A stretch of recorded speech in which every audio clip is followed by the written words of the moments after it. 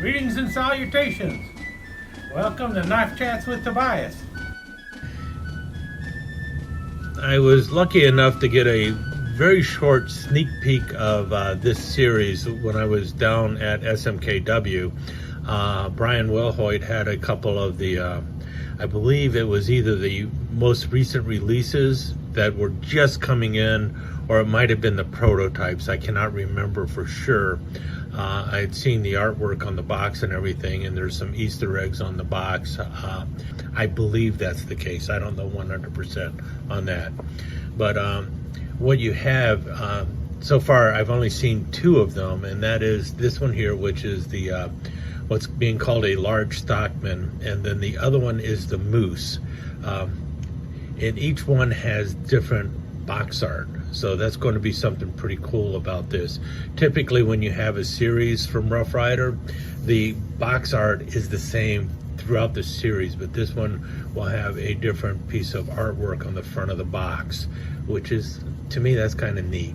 And this one has Birth of Old Glory, has Betsy Ross making the famous Old Glory that has the circle of 13 stars, and with the 5-pointed stars, and then the 13 stripes, obviously, red, white, red, white. Pretty cool. And I like the artwork on the box. When you open the box, on the inside, you find a little bit about what's going on here. You see the freedom isn't free, blah, blah, blah. And then you see down here, I'm proud to dedicate this series to my ancestor, Captain John Pipes Jr., who was one of them. He fought in 16 battles and was personally acquainted with his commanding officer, General George Washington. So Kevin Pipes can actually trace his lineage in the Americas all the way back to Captain John Pipes Jr., who fought in the Revolutionary War, or the War of Independence, or the War of Rebellion, as they like to say in the United Kingdom. I don't know, all of that just kind of looked pretty cool to me. One thing that someone had mentioned is founders of our democracy, and a couple of people have said, well, the United States isn't a democracy. We are both a constitutional republic and a representative democracy. Now let me explain. The United States Constitution is the framework of our government. It explains how our government operates. It puts limits on our government. It tells what our elected officials, what they can do and what they cannot do. And it is designed so that the will of the people will be recognized. It also describes how our government will be set up, and that is through a representative system. That is, we will have districts broken out throughout the land, and individuals will elect representatives who will then represent them in the government. So we have the House and the Senate, which forms our legislative bodies. They are voted into office through simple majority, and then we accept what our representatives pass for legislation. So what we have is a representative democracy with two houses of legislature, one of them being the House of Representatives, which is basically a majority rule vote based on population, and then the Senate, which gives an equal representation for each state in the nation. But both houses pass legislation through simple majority, democracy. This is the form of our government, a representative democracy, and it is based off of the framework of our government, which lays out how it is laid out, and that is the U.S. Constitution, a constitutional republic. And I'm pointing that out because of something that actually comes with the knife in this series. And this is something I have been asking for a long time. Now, you see the box is empty here. You see the cutout for the knife on the bottom, and then the round thing up on the top. Before we get to the thing that I've always been excited about with this, and if you watched the community section or saw me on SMKW Army, then you already know what it is that I'm pretty excited about. But in the meantime, let's look at the knife first. And this is what they're referring to as a large Stockman now. And this is, believe me, very much a pocket full of a Stockman. This is one of the largest Stockmans you're going to run across, as you can see here with the ruler here. This thing comes in right at 4 3/4 inches, possibly as much as 4 7/8 of an inches long. It is a big, hefty knife. It is working off of 2 back springs. I have had 3 of these. I currently still own 2. The very first one I had, I'm not finding around, so I'm assuming that I might have given it away. That might have been the one that was in the, I believe they made one in brown stag bone, and I might have given that one away. If not, it's somewhere in the collection and I'm not finding it. This one is done in a beautiful dark blue bone, and very smooth, and it just looks gorgeous. This is some of the prettiest blue bone I have seen from Rough Ryder, and believe me, I do have other blue smooth bone knives from Rough Ryder. Well, let's take a look at a few of them. First up is the 5-inch lockback in the Once in a Blue Moon series. There's the shield for the Once in a Blue Moon and the blade etch going on there. But you can see the blue smooth bone there. Not 100% solid going on. There's definitely some fading going on compared to here. You notice how much more solid the blue is on here in the bone. You can actually see some of the man, that's cool. You can see some of the ridges in the bone in here. It's really gorgeous. In any case, you can see the difference there with the blue. This is a little lighter, and you can see the blotchiness going on. This is definitely more of like a midnight blue going in here. This is closer to like an Arctic blue. And here we have the blue bone that was found in the Man series with the bartender knife. And this is also a really gorgeous blue, but this one's a little darker. You can kind of see that, maybe 3 or 4 shades darker. And like I mentioned, this is a very large Stockman going on here. This Stockman has been referred to as a jumbo Stockman at one time, and also as the Texas Stockman. And I'm not sure why Rough Ryder has not settled on a name yet. I think they should just stick with Texas Stockman, because they have a couple different large Stockmans already. This one, there's several things cool about it. One thing is, if you notice, the bolster is a little smaller down here than it is on this end.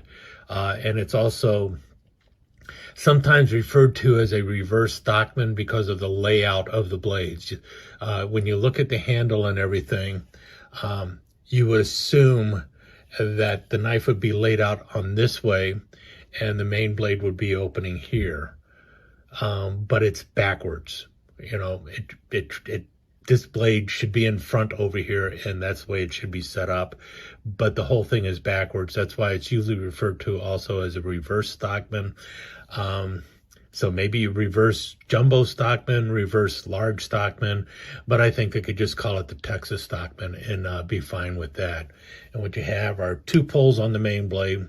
Again, I wish they only had 1 pull, but that's something they've done. I would just keep the long pull here, but I will tell you, in all fairness, if you can get your finger into that short pull up front, it might be a little easier for some people to open, because this definitely has a pretty strong pull. I would give this pull around a 6 or a 7. And I already did a video on what I mean by that. This is stronger than my normal pull, than what I see as a medium pull. This is a harder pull than I typically would run into, slightly harder. You see the reverse frosting on the blade, Patriots, founders of our democracy. I believe you'll find that on the main blade of every one of the knives. It'll say that. And then we have 2 other etches on the other blades going on here. And the blade etches are to the front. All of the blade etches will be towards the front, so when you open the knife up, you'll be able to see all the blade etches. But obviously the pulls are on the back side. And if you notice, here's the sheep foot blade. You do have the swedge, you got the half stop. You can see a little bit of a scratch right there, which is not a major issue. That does mean that you do have a little bit of a blade rub going on there. Fortunately, it does not affect the wonderful blade edge going on there, which is of old glory, the Betsy Ross flag. So that's pretty cool. I do like that. It looks very good. And then the other blade you have is the spay blade. And I have had difficulties with this spay blade. I would give it a pull of about 8 on there. So this is a stronger pull than what you have on the main blade here. And here you have Birth of Old Glory, which is the name on the box, Birth of Old Glory. And so you have all of that going on with this. And I don't know, the blade etches work out pretty well to me. Let's get all the blades open and you can see what I'm talking about. So if you wanted to display the knife in an open position with all the blade edges showing, there you have it. They're all there. The other cool thing about this knife is right there, that new shield that they have. It's a type of propeller shield, I guess you could say. You got Rough Ryder on either side, 76 in the middle with the 13 stars around it. And that is a shield that is, I believe, shared by all of the knives in this series. And it's a beautiful, beautiful shield. The knife, all in all, is just really well made. My only comment, and it really depends on the individual, would be with the pull on the blade, especially the pull on my spay blade. It is pretty, it's pretty stiff.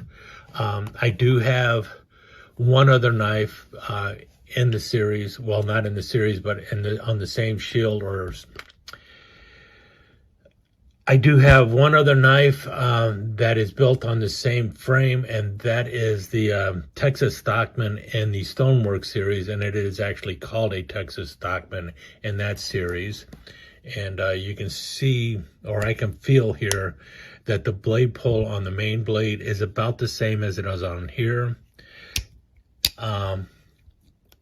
The spay blade is a little easier to get out, but the action is about the same otherwise.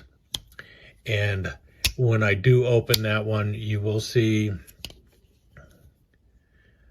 the same little nick going on right there. So there is blade rub when you're opening it. The only way you could avoid that blade rub is to open the sheep foot blade first and then open the spay blade.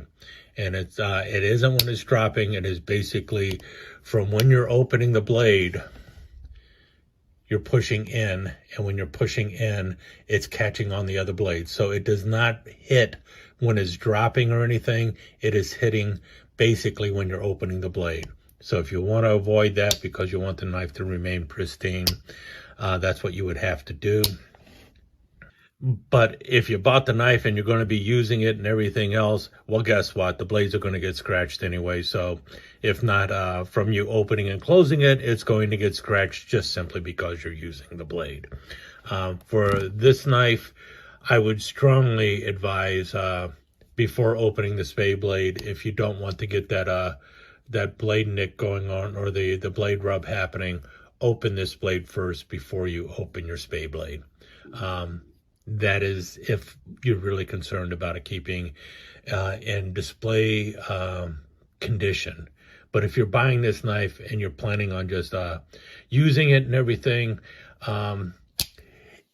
my experience with the blade etches is they last a lot longer than you expect them to, but they are going to get scratched and everything if you are using it.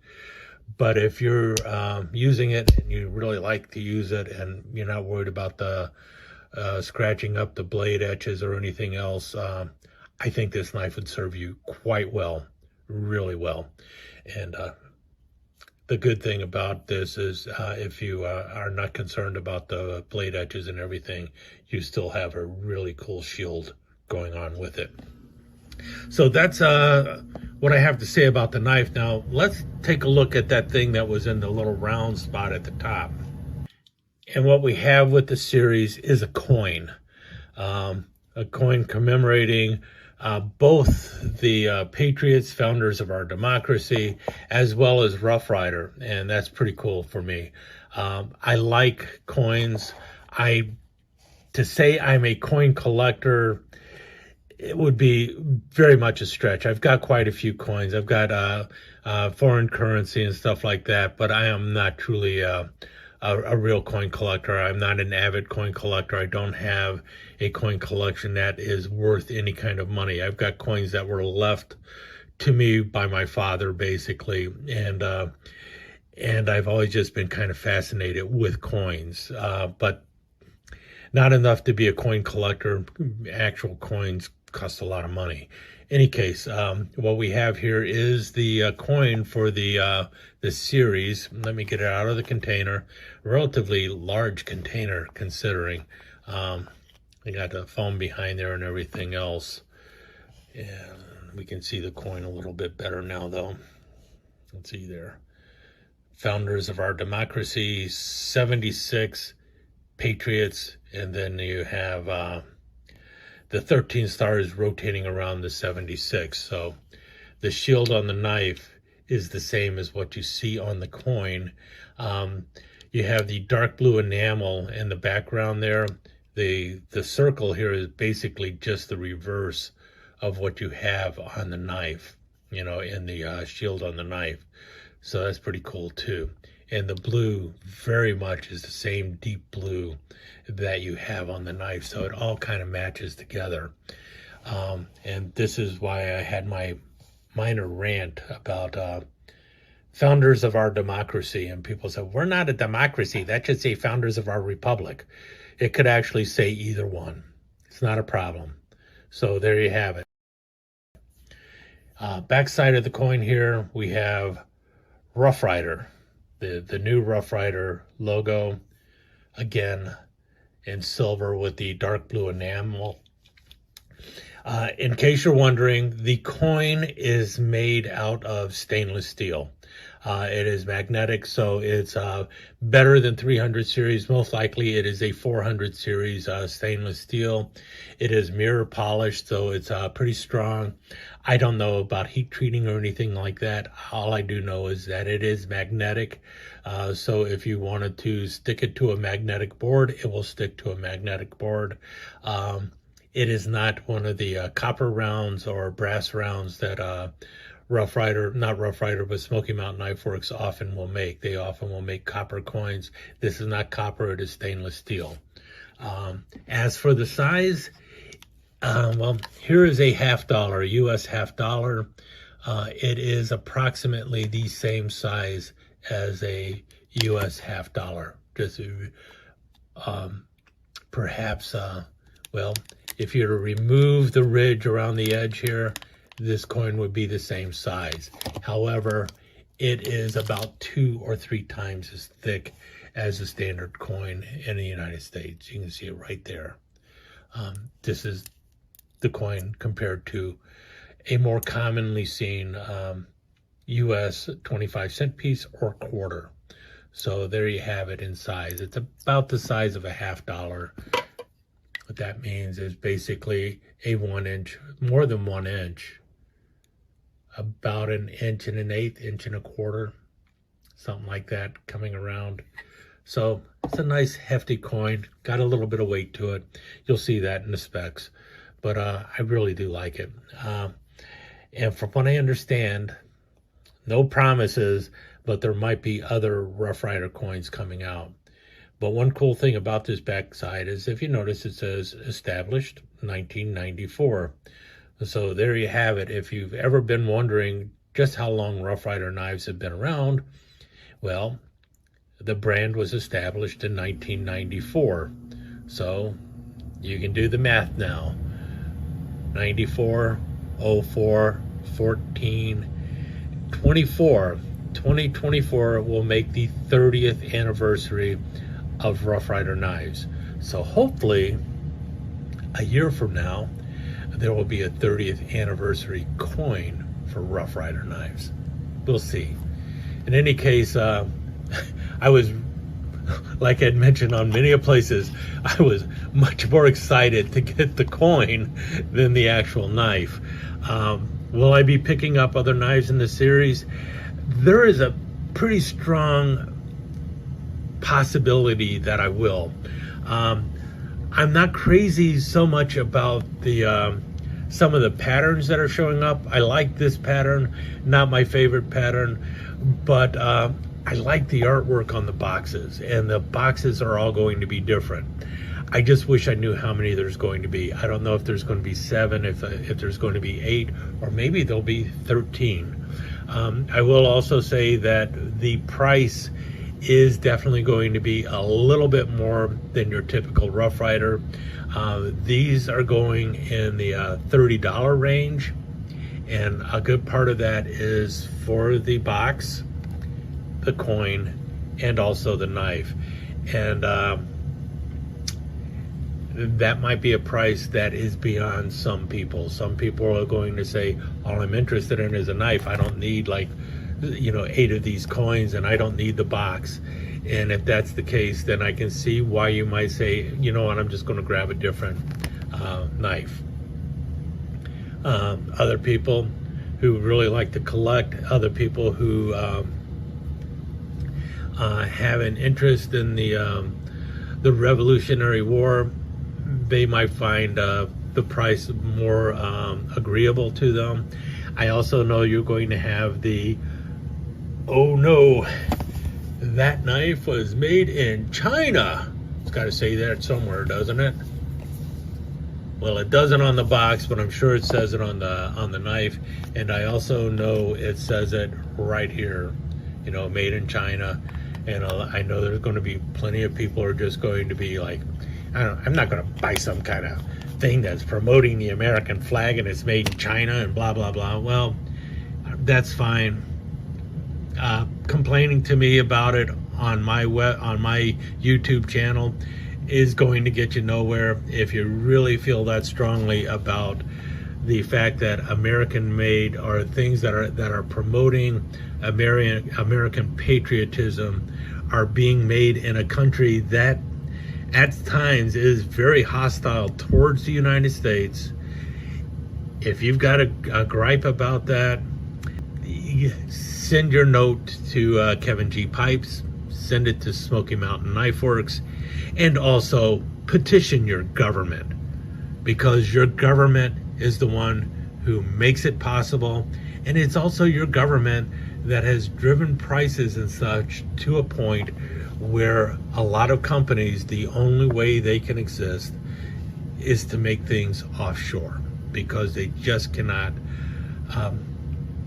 compete with the way it is in this country at the moment. Most of the companies, most American companies, would love to bring manufacturing back to the United States. But in order for it to be done, it has to be competitive to the rest of the world. This is a reality. It's a simple reality. And complaining to me about it is not going to help. In any case, I'm going to get off my high horse. If you like this, if this is a knife that you really think is cool and you're interested in it, it is currently available at Smoky Mountain Knife Works. At this point, I guess you could say I'm a pitchman for the company because I really like the knife, but really I'm a pitchman because I just like a really solid, well-made knife, and Rough Ryders are solid, well-made knives. And with that said, I guess I'll let you go, and I'll talk to you again soon. Stick around for some slides.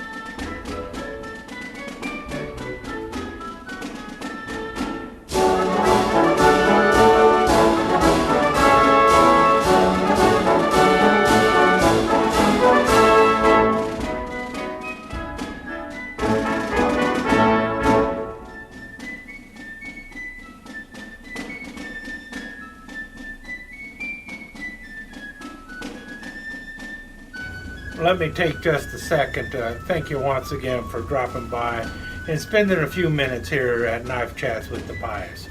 I really do appreciate it, and I do appreciate any comments that you leave. So please remember to give me that thumbs up, and also don't forget to subscribe and ring that notification bell so you'll know when the next episode is up and running. Thanks again for dropping by. Really do appreciate your time here.